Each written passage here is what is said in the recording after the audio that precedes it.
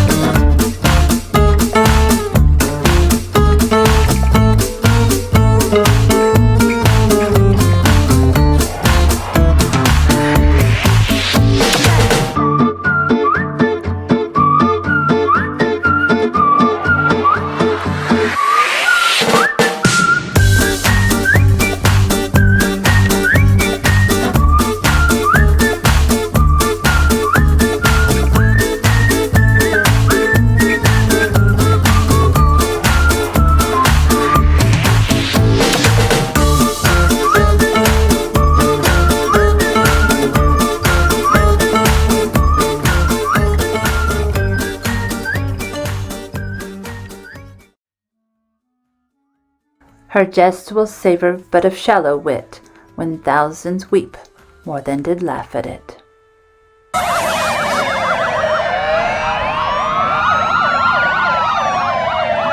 Songs, poems, stories.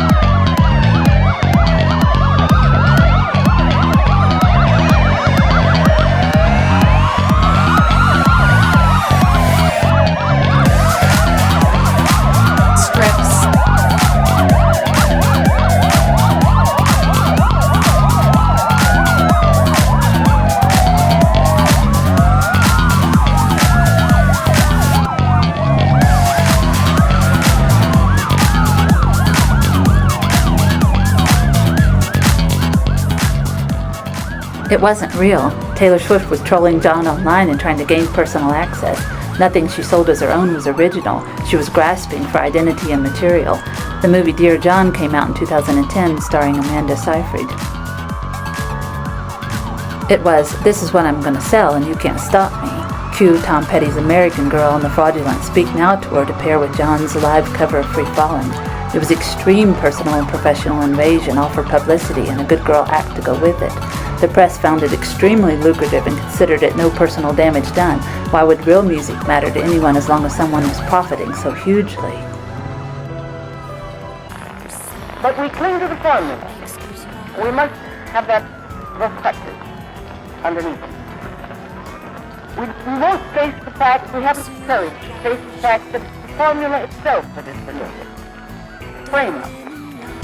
In Dante's Inferno, the first steps into hell right after leaving the poets and ancient philosophers, and also is therefore what happens to a culture when this happens, is Francesca, who has plagiarized Lancelot and takes his story for her own and is left forever tortured, writhing in desire.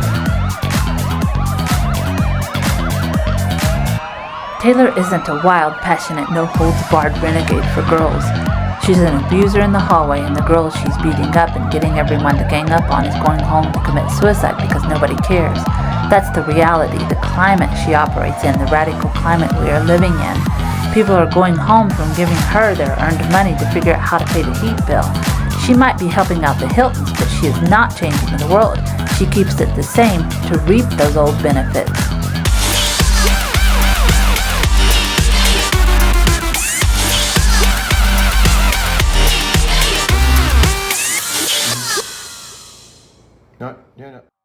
Willa was doing something beyond daring, like Michelangelo, and doing it in a transcendent, masterful creation, and had the popular readers known in 1930s, her work would have been a shock to the ruling conservative opinions and structures that couldn't see the seeds of the feminine with the potentials of the rugged, raw, natural continent, and could not see especially upon the boulders on which it was being grown. Trouble. She's a thinker. We throw ourselves at your mercy. Haven't poor, helpless people like us a right to make a living? I have asked you to leave. That is my right. If the rights of the individual are not respected by the group itself cannot exist for long. I think we ought to use her in the shop. Miss, will you come down here, please? Me? Just as atmosphere. You'll be selling a book to that girl. Her? It's very simple. Just pretend that Marion can read. Say, listen. All right, Marion, let's go. But this would be an absolute violation of all my principles. It would be hypocrisy for me to lend myself to this sort of idealism. I'm sorry. Oh, shush. Now tell Marion about the book so that we can get out of here. This book deals with epiphenomenalism, which has to do with consciousness as a mere accessory of physiological processes whose presence or absence makes no difference. Whatever are you doing? All right, hold it. The fact that I can have you put in jail now for the last time. You're getting very tiresome. What are you doing?